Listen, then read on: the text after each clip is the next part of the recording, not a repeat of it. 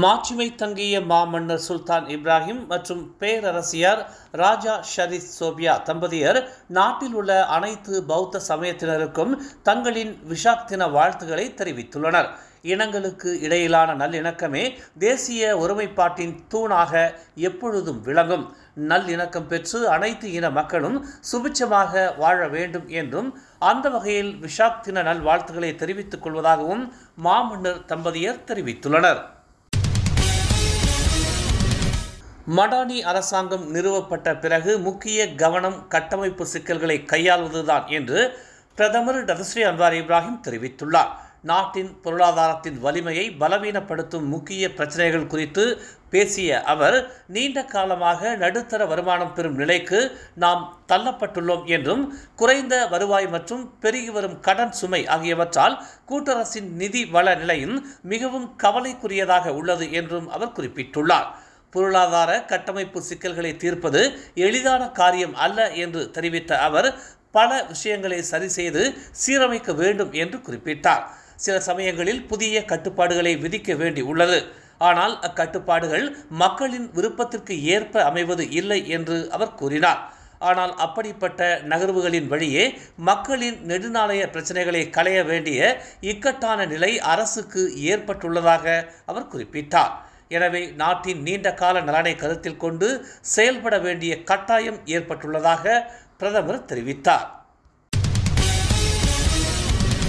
சுங்காய் ஸ்லாங்கூர் நீர் சுத்திகரிப்பு நிலையத்தின் முதலாம் கட்ட பகுதியில் பராமரிப்பு மற்றும் கருவிகளை மாற்றும் பணி வரும் ஜூன் 5ஆம் தேதி காலை 9 மணி முதல் இரவு 7 மணி வரை மேற்கொள்ளப்படுகிறது. இந்நடவடிக்கையின் காரணமாக பெட்டாலிங், கில்லான், ஷாலாம், கோம்பா, கோலாலம்பூர், உலுஸ்லாங்கூர் மற்றும் கொலஸ்லாங்கூர் ஆகிய பகுதிகளில் அட்டவணையிடப்பட்ட நீர் விநியோக தடை ஏற்படும் என்று அறிவிக்கப்பட்டுள்ளது.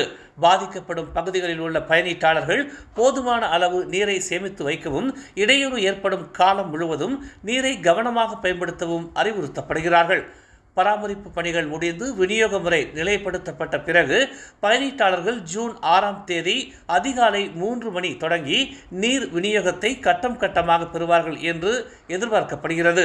மருத்துவமனைகள், கிளினிக்குகள், டயாலிசிஸ் மையங்கள் மற்றும் இறுதிச் சடங்கு பகுதிகள் போன்ற முக்கியமான வளாகங்களுக்கு முன்னுரிமை அளிக்கப்பட்டு சம்பந்தப்பட்ட பகுதிகளுக்கு டேங்கர் லாரிகள் மூலம் நீர் விநியோகிக்கப்படும் என்று ஆயர்ஸ்லாங்கூர் நிறுவனம் தெரிவித்துள்ளது. மாரா தொழில்நுட்ப பல்கலைக்கழகமான UITM-இன் மாணவர் பிரதிநிதி மன்றம் பூமிபுத்ரா அல்லாத மாணவர்களையும் இதய அறுவை சிகிச்சை படிப்புக்கு அனுமதிப்பதற்கு எதிராக நடத்திய போராட்டம் தவறான புரிதலை ஏற்படுத்தியதற்காக மன்னிப்பு கோரியுள்ளது. மே 14ஆம் தேதி போராட்டத்தை அறிவித்த அதன் செய்தி அறிக்கை ஒற்றுமையின் அடையாளமாக அனைத்து மாணவர்களும் கருப்பு உடை அணியுமாறு வலியுறுத்தியது. கூட்டாட்சி அரசியலமைப்பின் 153வது பிரிவின் கவுன்சிலின் விளக்கம் முழுமையாக விளக்கப்படவில்லை என்பதால் அதன் அறிக்கையின் மீது சில தவறான புரிதல் இருப்பதாக அந்த அமைப்பு மேலும் தெரிவித்தது.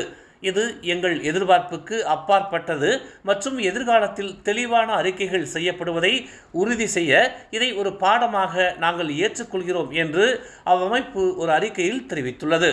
கடந்த வாரம் போராட்டத்தை அறிவிப்பதில் கவுன்சில் அரசியலமைப்பை குறிப்பாக 153வது பிரிவை கடுமையாக கடைபிடித்ததாகவும் பூமி புத்ராக்களின் சிறப்பு நிலையை பாதுகாப்பதற்காக UITM உருவாக்கப்பட்டது என்றும் கூறியது குறிப்பிடத்தக்கது. நடந்த ஒவ்வொரு தவறும் நமக்கு பாடமாக இருக்கும். இதற்காக நாங்கள் மீண்டும் ஒருமுறை மன்னிப்பு கேட்டுக்கொள்கிறோம் என்று அவர்கள் தெரிவித்துள்ளனர். பெர்லிஸில் மந்திரி பசார் முகமது ஷுக்ரி ராம்லியின் மகன் மற்றும் அவரது முன்னாள் அரசியல் செயலாளர் மீது வியாழக்கிழமை குற்றம் சாட்டப்படும் என்று எதிர்பார்க்கப்படுகிறது. குற்றச்சாட்டை எதிர்கொள்ள இருவரும் காலை 8 மணிக்கு கங்காரில் உள்ள மஜிஸ்ட்ரேட் நீதிமன்றத்தில் ஆஜர்படுத்தப்படுவார்கள். முகமது ஷுக்ரியின் மகனான அந்த நிறுவன உரிமையாளரும் முன்னாள் அரசியல் செயலாளராக அடையாளம் காணப்பட்ட மற்றொரு நபரும் நீதிமன்றத்தில் நிறுத்தப்படுவார்கள் என்று மலேசிய லஞ்ச ஊழல் தடுப்பு ஆணையமான MACC ஒரு செய்தி அறிவிப்பை வெளியிட்டுள்ளது. இந்த அறிவிப்பில் கட்டணங்களின் தன்மை குறிப்பிடப்படவில்லை என்றாலும் 6 லட்சம் வெள்ளி மதிப்பிலான உள்கட்டமைப்பு திட்டங்களுக்கான உரிமை கோரல்கள் தொடர்பான ஆவணங்களை பொய்யாக்கியதாக இருவரும் குற்றச்சாட்டுகளை எதிர்கொள்வார்கள் என்று எதிர்பார்க்கப்படுகிறது. பிரதமர் டதஸ்ரீ அன்வார் இப்ராஹிம் மலேசியர்கள் ஒருவரை ஒருவர் புரிந்து கொள்வதில் ஒன்றுபடுமாறு தமது விசாக் தின வாழ்த்துச் செய்தியில் குறிப்பிட்டுள்ளார். இந்த கொண்டாட்டம் உங்களை அறிவூட்டட்டும், உங்கள் நண்பர்கள் மற்றும் குடும்பத்தினருக்கு மகிழ்ச்சியை கொண்டு வரட்டும் என்று அவர் தெரிவித்துள்ளார். மேலும் நல்லிணக்கத்தை வலுப்படுத்தட்டும் என்றும் அவர் குறிப்பிட்டுள்ளார். மலேசியர்கள் ஒவ்வொருவருடைய கலாச்சாரங்களையும் நன்றாக புரிந்து கொள்ள ஒவ்வொரு கொண்டாட்டத்திற்கும் ஒன்று சேர வேண்டும் என்று அவர் நினைவூட்டினார். பௌத்த போதனைகளில் வலியுறுத்தப்படும் உலகளாவிய நெறிமுறைகளில் ஒன்று அறியாமையை நிராகரிப்பதாகும். புரிந்துணர்வை மேம்படுத்துவதற்கும் நமது மக்களின் பலத்தை அரவணைப்பதற்கும் நமது தேசத்தை முன்னேற்றுவதற்கும் முன்னுரிமை கொடுப்பதற்கும் ஒன்றாக பாடுபடுவோம் என்று பிரதமர் தனது வாழ்த்துச் செய்தியில் குறிப்பிட்டுள்ளார். ஒன்றுபட்ட மக்களால் இந்த நாடு வலுப்பெறும் என்பதில் தாம் மிகவும் நம்பிக்கை கொண்டுள்ளதாக அவர் கூறினார். கோலாலம்பூரில் பாலியல் தொழிலில் ஈடுபட்ட 41 வெளிநாட்டு பெண்களும் 14 உள்ளூர் ஆடவர்களும் நேற்று இரவு கைது செய்யப்பட்டுள்ளனர். தேசிய குடிநுழைவு துறையினர் கோலாலம்பூரில் உள்ள ஜலான் புடு, ஜலான் சங்காட், தம்பி டோலா பகுதிகளில் நேற்று இரவு 9 மணி அளவில் பொதுமக்கள் கொடுத்த புகாரின் அடிப்படையில் 2 கேளிக்கை மையங்களில் சோதனை மேற்கொண்டதில் பாலியல் தொழிலில் ஈடுபட்ட 41 பெண்களையும் கேளிக்கை மையத்தின் உரிமையாளர்கள் உட்பட வாடிக்கையாளர்களையும் ஊழியர்களையும் கைது செய்தனர். முதற்கட்ட விசாரணையில் சம்பந்தப்பட்ட கேளிக்கை மையம் 2 ஆண்டுகளாக செயல்பட்டு வந்தது தெரிய வந்துள்ளது. கைது செய்யப்பட்ட 55 பேரும் 17 வயது முதல் 60 வயதுக்கு உட்பட்டவர்கள் என்பது குறிப்பிடத்தக்கது. நெகிரி செம்பிலான் கோலப்பிலா சாலையில் கரும் சிறுத்தை உலாவரும் காணொளி ஒன்று சமூக வலைத்தளங்களில் பரவியதை அடுத்து சம்பந்தப்பட்ட பகுதியை கோலப்பிலா வன காவல் அதிகாரிகள் இன்று சோதனை நடத்தினர். கடந்த மே 19ஆம் தேதி ஸ்ரீ மெனாந்தி கம்போங் பாரித் சாலையில் கருஞ்சிறுத்தையை கண்டதாக பொதுமக்கள் சிலர் புகார் அளித்த நிலையில் சம்பந்தப்பட்ட பகுதியில் மீண்டும் சோதனை மேற்கொள்ளப்பட்டதாகவும் தற்போது கருஞ்சிறுத்தையின் நடமாட்டங்கள் இல்லை என்றும் உறுதிப்படுத்தப்பட்டுள்ளது.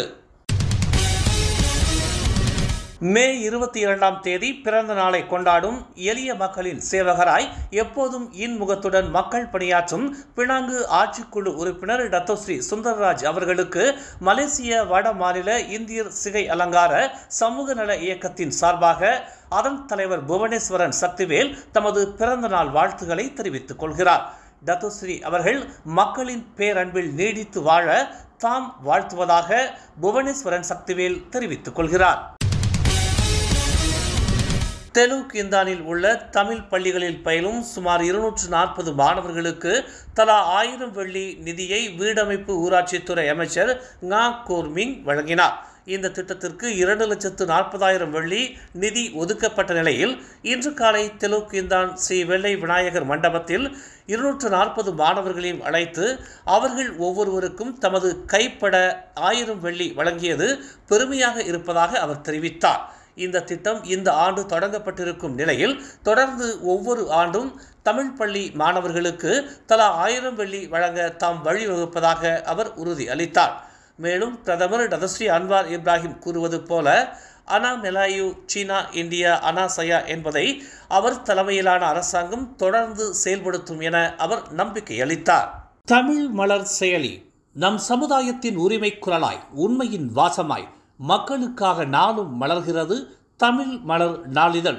சமரசம் இன்றி சத்தியத்தின் பாதையில் வெற்றி நடை போடும் தமிழ் மலரின் இன்னொரு புதிய அத்தியாயமாய் தமிழ் மலர் செயலி இப்போது அறிமுகமாகவிருக்கிறது உங்களுக்காக. மலேசியாவின் ஆகச் சிறந்த தமிழ் ஊடகமாய் உள்ளூர் தகவல்களை உடனுக்குடன் தெரிந்து கொள்ள மலர்கிறது தமிழ் மலர் செயலி. விரைவில் எதிர்பாருங்கள். மேலும் செய்திகளை தெரிந்து கொள்ள தமிழ் மலர் நாளிதழை பாருங்கள். எங்களோடு இணைந்திருக்க மலர் டிவியை பதிவு செய்து கொள்ளுங்கள். உறவுகள் மகிழ்ந்திட விருப்பம் மற்றும் பகிர்வு சேவையை சொடுக்கிடுங்கள்.